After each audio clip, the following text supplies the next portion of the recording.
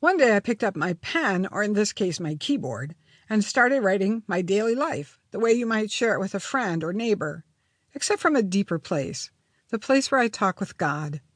I wrote about what it's like to struggle with the daily challenges of work, raising teenagers, stressing over money, and feeling prompted to reach out and help others, but being so overwhelmed with things to do already that I couldn't see how to do even one more thing. I struggled to submit my will to God and to follow His leadings and promptings. He never demanded, only requested. Or, when I'd asked what to do about a problem, often He'd actually tell me what to do, and then waited to see what I would do. Every time I followed His will, counsel, or prompting, I was filled with joy and happiness, soul-deep happiness. But time and again, I refused to follow. It seemed too hard. When I did it, my days of submission were both simpler and more fulfilling. I was filled with energy. I was never discouraged or stressed.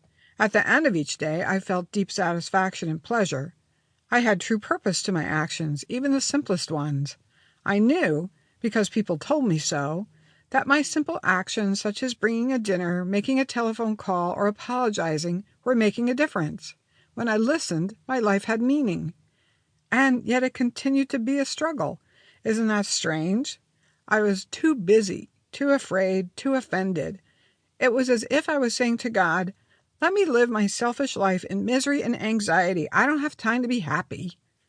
It was my own personal Groundhog Day experience. The movie where Bill Murray keeps reliving the same day over and over. That was me then. Even now, when I stray, because who doesn't, it still is me. God asked me to do a particular thing. Help, forgive, move, trust more, or give up an activity. I didn't want to.